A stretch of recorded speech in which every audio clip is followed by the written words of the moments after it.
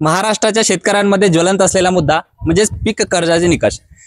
पीक म्हणजे शेतकऱ्यांमध्ये दुजाभाव कसा होतो। पश्चिम महाराष्ट्रातील शेतकऱ्यांना मोठ्या प्रमाणावरती कर्ज मिळतं, तर विदर्भ आणि मराठवाड्यातील शेतकऱ्यांना मोठ्या प्रमाणावरती कर्ज सुद्धा मिळत नाही। त्याचे कारण काय असू शकतात आणि शेतकऱ्यांच्या मागण्या काय, किंवा विदर्भातील शेतकरी जो दुष्काळ भागातील शेतकरी येतो, जिथे मोठ्या प्रमाणावरती शेती हे पाण्याखाली येत नाही, पाण्याखालची जमीन नाही, आणि पश्चिम महाराष्ट्रातील शेतकऱ्यांना सगळ्या पायाभूत सुविधा उपलब्ध केल्यानंतर सुद्धा मोठ्या प्रमाणावरती कर्जांची उपलब्धता करून दिल्या जाते। तर ती उपलब्धता विदर्भातील किंवा मराठवाड्यातील शेतकऱ्यांना का करून दिल्या जात नाही, किंवा त्यांचे मुद्दे काय, की कशा प्रकारे पीक कर्जाचे निकष व्हावी, याच्याबद्दल आपण ग्रामीण जनतेकडून जाणून घेण्याचा प्रयत्न करू। तर सर, पहिले सर्वप्रथम माझी सरपंच ब्रह्मा गावाची यांना आपण विचारू की पीक कर्जाचा निकष हे कशा प्रकारे असलं पाहिजे आणि कशा प्रकारे सरकारने कर्जाची परतफेड किंवा कर्जाचं वाटप हे केलं पाहिजे।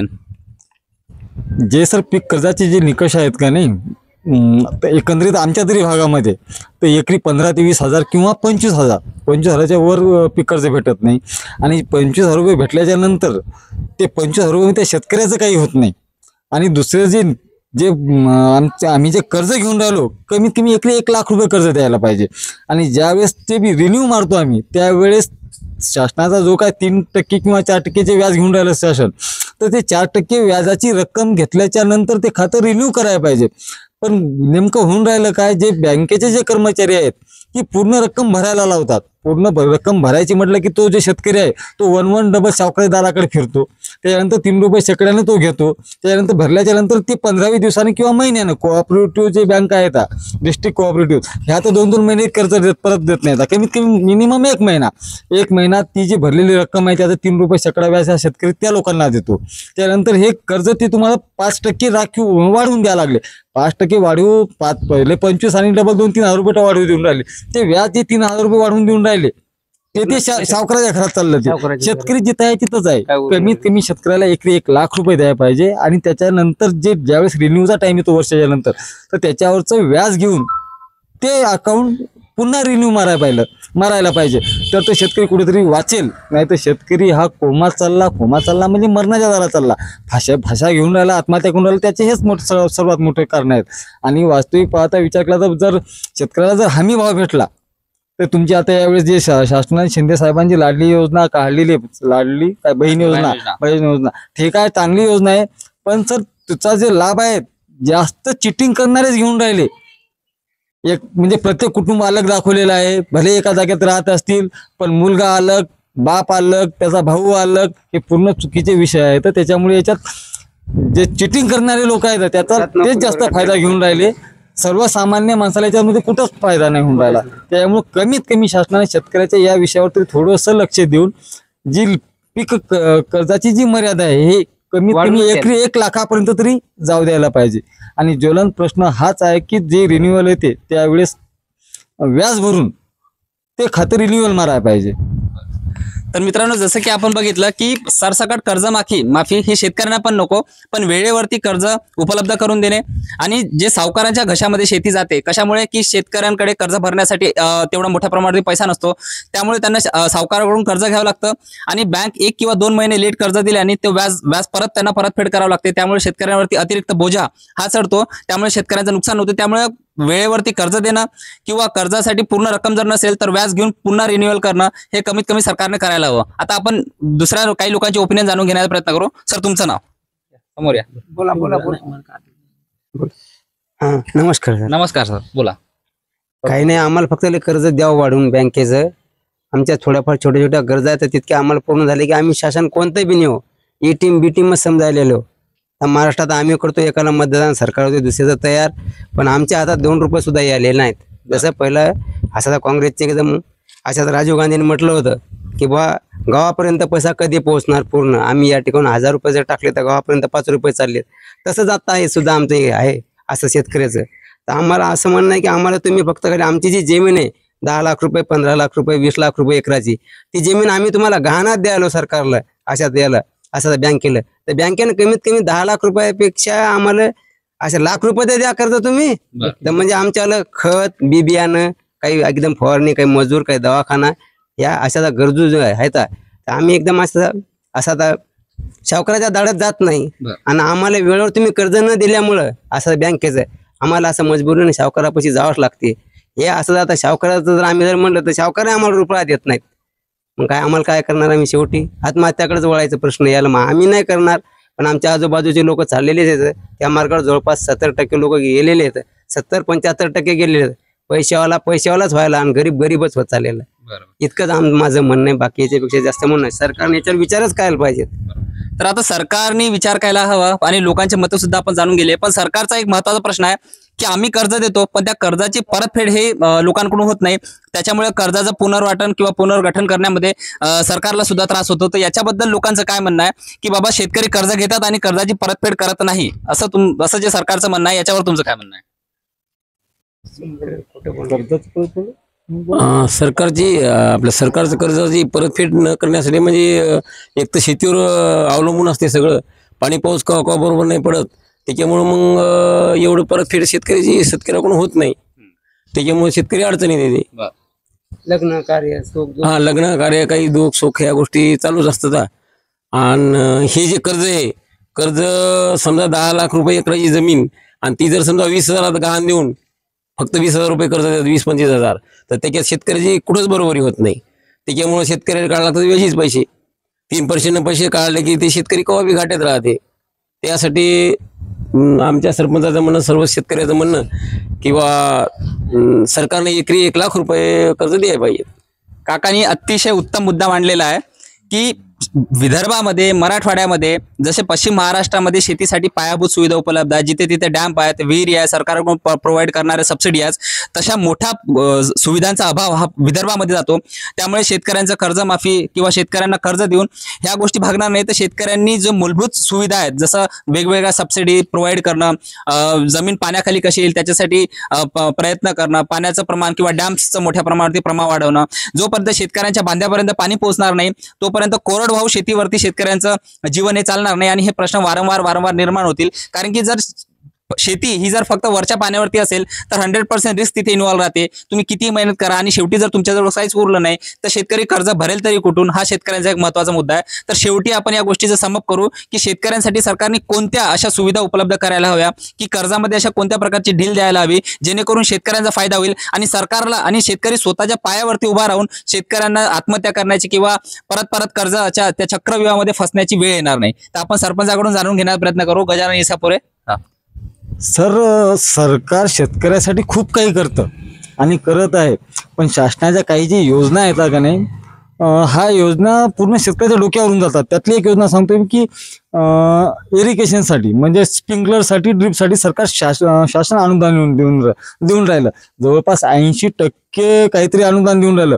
पण प्रॉब्लेम असा आहे की जो तुषारचा आम्ही संच घेतो, स्प्रिंकलरचा संच घेतो, तो संच जवळपास मार्केटमधून आम्हाला 33,000 ते 35,000 रुपयात घ्यावं लागते. त्याच्यानंतर 15,000 ते 14,000 रुपये शासन सबसिडी देऊन राहिलं. पण प्रॉब्लेम असा आहे की जर शेतकऱ्याच्या जवळ जर 35,000 रुपये जर असतील खिशामध्ये तर शेतकऱ्याला त्या सबसिडीची गरज नाही. मुद्दा काय आहे सर की त्या सबसिडीची गरज नाही. पण अडचण काय होऊन राहिली की शेतकऱ्याला तो 35,000 रुपये देऊन बाजारामधून स्प्रिंकलरचा सेट आणायचा. तो शेतकरी काय करून राहिला की सावकाराच्या घरी चालला 35,000 रुपये 3 रुपये शेकड्यानं काढायला, कोणी 5 रुपयानं काढायला, कोणी 10 रुपयानं काढायला लागली.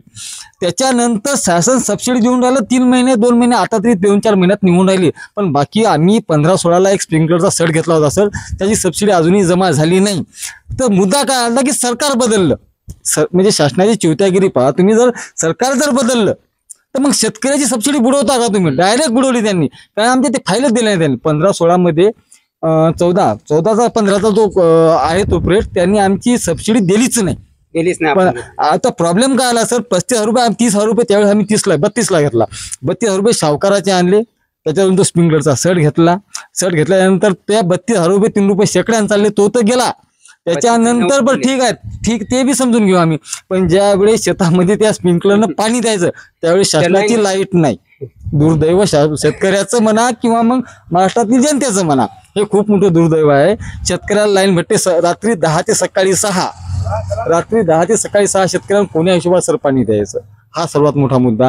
आणि शासन जे म्हणते की आम्ही शेतकऱ्यासाठी खूप आवाढव्य करायला, हे आम्ही बी मान्य करायला खूप करायला, पण पूर्ण चुकीच्या मार्गाने करायला लागलं. त्याच्यात शेतकऱ्याला त्याचा काही फायदा नाही. तो स्प्रिंकलरचा सेट 16,000 रुपये द्यायला किंवा 12,000 रुपये द्यायला, अहो तुम्ही आम्हाला 18,000 द्या, पण ताबडतोब सबसिडी तिथं कमी करा आणि शेतकऱ्याला तो 12,000 द्या. शेतकऱ्याला फिरायचं काम पडणार नाही. शासनाच्या योजना आहेत ते फिरू मारून राहिलं. माझ्या हिशोबाने तेलंगणामध्ये सरकारने एक योजना राबवली होती. तुम्ही ट्रॅक्टर जरी घेत असाल तर शेतकऱ्याला ती सबसिडी असेल तर जाग्यात कमी होत होती. तुम्ही शेतकऱ्यांना त्या योजना द्या. जर तुम्ही एवढा जर समजा डिजिटल इंडियाचा जर काळ आला तर तेवढे तुम्ही ऍडजस्ट करू शकता. त्याच्यानंतर शासनामध्ये चोर येतील, फ्रॉड येतील, हे होतील, त्याच्यावर तुम्ही लगाम लावून हे तुमचं काम आहे. त्याच्यासाठी आम्ही तुम्हाला तिथे पाठवून राहिलो. सरकारला त्याच्यासाठी आम्ही वोटिंग करून राहिलो तुम्हाला की शेतकऱ्याला जीव घेण्यासाठी नाही. शेतकऱ्याला 35,000 द्या, त्याच्यानंतर तुम्ही ते स्प्रिंकलर सेट घ्या किंवा ड्रीप घ्या. हे पूर्ण चुकीचे निकष आहेत, पूर्ण चुकीच्या योजना आहेत. या शेतकरी ही आशानं सुधारणार नाही. आणि मी मागे म्हटलं जसं म्हटलं होतं की एकरी कमीत कमी शेतकऱ्याला ₹1,00,000 कर्ज द्या. त्याच्या 15 आणि 20,000 रुपयात काही होत नाही, 25,000 रुपयातही काही होत नाही. आणि रिन्युअलचा सर्वात मोठा प्रश्न आहे शेतकऱ्याचा, तो एकदा समजून घ्या. शिंदे साहेबांना या जे 1.5 वर्षामध्ये काम केलं हे आम्ही बी मान्य करतो की त्यांनी जे काम केलं इतकं चांगलं काम कोणीच नाही केलं. तर त्यांनी ते MRGS मध्ये विहिरीची जी किंमत वाढवली, 3 लाखाहून 4 लाख केली, 4 लाखाहून 5 लाखाच्या तयारीत आहेत. या चांगल्या योजना आहेत. प्रत्येक शेतकऱ्याला कमीत कमी विहीर व्हायला आली, पण ती विहीर होता त्या शेतकऱ्याची ज्या शेतात विहीर खताला आली ते शेतात जायला नको, त्याचे बी बिलं ताबडतोब निघायला पाहिजेत. ही एक मोठी गोष्ट आहे. मी ज्या वेळेस म्हणजे जवळपास 2098चा जो विषय असेल त्या जेवढ्या बी शेतकऱ्यानं विहिरीसाठी अनुदान दिलं सरकारनं, ज्या शेतात विहिरी खोदल्या ती शेती त्यांनी विकली. विहिरी सगट आणि शासनाच्या नाकारतेपणामुळेच झालेल्या गोष्टी आहेत. ह्या कमीत कमी आता तरी शासनाने जागेवरून ग्रामीण भागातल्या जनतेला काय पाहिजे, शेतकऱ्याला काय पाहिजे याचा सविस्तर अभ्यास करून विचार करून ह्या योजना राबवायला पाहिजेत असं माझं तरी मत आहे. आणि सर्वात मोठा विषय आता बरसात सुरू झाली, पेरण्या सुरू झाल्या, शेतात जायचं असलं तर असं वाटते की फाशी घ्यायचा लोक काय. मी शेतात जायला रस्ते ग्रामीण भागात नाही येतं. कमीत कमी त्या रस्त्यावर बारीक लक्ष केंद्रित करून जे आमचेच लोक अडवणारे आहेत, कमीत कमी त्याला कुठेतरी कायद्यानं बाजूला करून पक्के रस्ते राहिले पक्के, कमीत कमी खडीकरण कमीत कमी जाण्यापुरता रस्ता तरी हा द्या. कमीत कमी त्याला टोंगळ्या इतक्या नदी नाल्यातून टोंगळ्या इतक्या चिखलातून जायचं काम पडू नये. त्यांनी माल आणायचा कसा, माल करायचा कसा. आता माझी एक इच्छा आहे की समजा काहीतरी बागायती करायची, तर ते माल विकायचा कुठं, ते आणायचा कधी, विकायचा कुठं. मार्केट असलं तर रस्ते नाही तर शेतकऱ्याचे खूप मोठे हाल आहेत. कमीत कमी शासनाने थोडंसं ग्राउंड लेवलवर येऊन त्याचा अभ्यास करून शेतकऱ्याच्या योजना राबवायला पाहिजेत, हीच आमची मागणी आहे.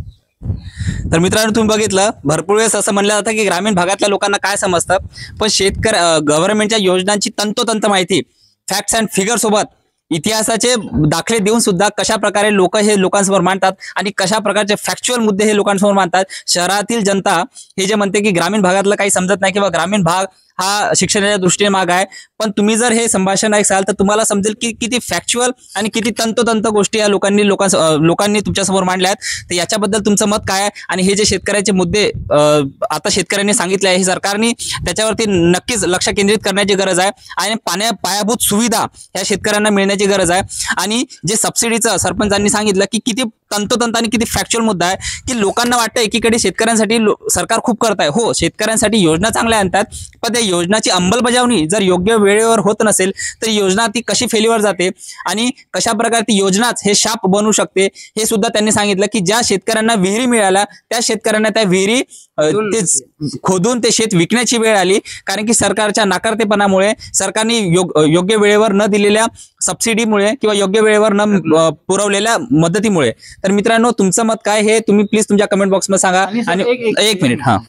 आणि सर यावेळी जे शिंदे गव्हर्नमेंटने किंवा शिंदे सरकारने जे विहिरीची जी रक्कम वाढवली का नाही सर, हा निर्णय एवढा योग्य आहे सर. कारण 3 लाख रुपयात विहीर होत नाही म्हणून 4 लाख रुपयात केली, 4 लाख रुपयात होत नाही म्हणून 5 लाख रुपये. प्रॉब्लेम असा आहे सर की काही भागामध्ये 40-40 फूट किंवा 30-30 फूट माती लागते. ती विहीर तर लवकर खोद नव्हते, पण तिचं बांधकाम जे आहे सर, जर नाही बांधली तर खचून पडते आणि जर बांधली तर तिचा जो खर्च आहे तो 5 लाख रुपयापर्यंत जातो. त्यामुळे ते म्हणजे माझ्या हिशोबाने बुमरे सरांनी का काहीतरी असा हा विषय घेतलेला आहे 5 लाख रुपये. हा सर असं तर वाटतं की त्या माणसाच्या जाऊन चरणस्पर्श करावं की हा इतका योग्य निर्णय घेतला त्या माणसाने की खूप योग्य निर्णय घेतला. आणि शिंदे साहेबांनी जे आता लोक काम केलं आणि खूप चांगलं केलं आणि शिंदे सरकारनं म्हटल्यापेक्षा फडणवीस साहेब आणि शिंदे सरकार विदर्भासाठी हे देव माणसं आहेत. पण दुर्दैव आहे की ते लोकांना समजलं नाही, समजणार नाही, कदाचित सरकार येणार नाही, माहीत नाहीये. पण त्या दोघांनी जे कामं केले आतापर्यंत खूप चांगले कामं केले. त्याच्यानंतर आपल्या पंकजाताई मुंडे आहेत आणि आमच्या भागामध्ये जे खासदार होते याच्या अगोदरचे भावनाताई गवळी चुकीच्या कारणाने त्याला तिकीट दिलं नाही, सीट पडली, ठीक आहे पडू द्या. पण कमीत कमी आता जे खासदार आले आमचे आता देशमुख साहेब यांनी थोडंसं तरी लक्ष घालावं अशी आमची इच्छा आहे. पण कमीत कमी शिंदे सरकारला एक आग्रहाची अशी विनंती आहे की पीक कर्जाचा विषय खूप मोठा आहे. शेतकऱ्याला पीक कर्ज एकरी लाख रुपयाचे कमीत कमी ज्याची ओलिताची शेती आहे त्याला कमीत कमी एकरी 1 लाख रुपये, भले तुम्ही ते 6% व्याजाने द्या, आम्ही तयार आहोत भरण्यासाठी. ते 6% पण एकरी 1 लाख रुपयाची मर्यादा घाला आणि रिन्युअलच्या वेळेस तुम्ही त्याचं व्याज भरून खाते रिन्युअल करा. एवढी शेतकऱ्यावर उपकार करा साहेब. शिंदे साहेब कधी डबल परत येता किंवा येत नाही हे माहित नाही, पण आले तर स्वागतच आहे. आणि आम्ही तर समजा वोटिंग करणार आहे, ठीक आहे आपापल्या हिशोबाला वोटिंग करणार आहे, पण मी शिंदे सरकारचा फॅन आहे आणि त्यांना मी वोटिंग करणार आहे. पण शिंदे साहेब कमीत कमी एवढं तरी काम करा, एकरी 1 लाख रुपयाची मर्यादा घाला. आणि एकंदरीत जर विचार केला बँकेजवळ तर सर आमचे जे खाते आहेत आम्हाला समजते त्याहून व्यवहार, आमचे खाते बँकेमध्ये आणि व्यवहार खूप चांगले आहेत. पण जर कधी गेलं विचारला सर की आम्ही लोन कशावर भेटते का, तर एकंदरीत नाहीच उत्तर येते. तुम्ही योजना कितीही काढल्या पण ग्राउंड लेवलवरचे जे अधिकारी आहेत हे द्यायला तयार नाहीत. कमीत कमी एखादा GR काढून शासनाला एकरी 1 लाख रुपये द्या, त्याचं व्याज 6% लावा, 3% लावत असाल तर आम्हाला ते मान्य आहे, पण 1 लाख रुपये देऊन कर्ज द्या. शेतकऱ्याची आत्महत्या 100% बंद होतील ही मला तरी गॅरंटी आहे. आणि प्रयोग करायला काही हरकत नाही, एखाद्या जिल्ह्यामध्ये प्रयोग करून पाहायला काही हरकत नाही सरकारला, करून पहा. तर शेतकऱ्यांच्या मागण्या आपण बघितल्या की शेतकऱ्यांच्या मागण्या ह्या अतिशय कमी असतात की तुम्ही आमची कर्जमाफी 100% कर्जमाफी करू नका, पण कर्ज हे वेळेवर द्या आणि कर्जाची तुम्ही जे पूरक देताय रक्कम देताय ती तुम्ही एकरी 1 लाखापर्यंत तरी द्या, जेणेकरून शेतकऱ्यांना परत त्या सावकाराच्या कचाट्यामध्ये बसणार नाही आणि त्यांचे कामं हे सुरळीत चालतील आणि योग्य तो मोबदला सुद्धा त्यांना मिळेल. तर प्लीज तुम्ही तुमचं मत हे कमेंट बॉक्समध्ये सांगा आणि माझ्या चॅनलला लाईक, शेअर आणि सबस्क्राईब करा. थँक्यू.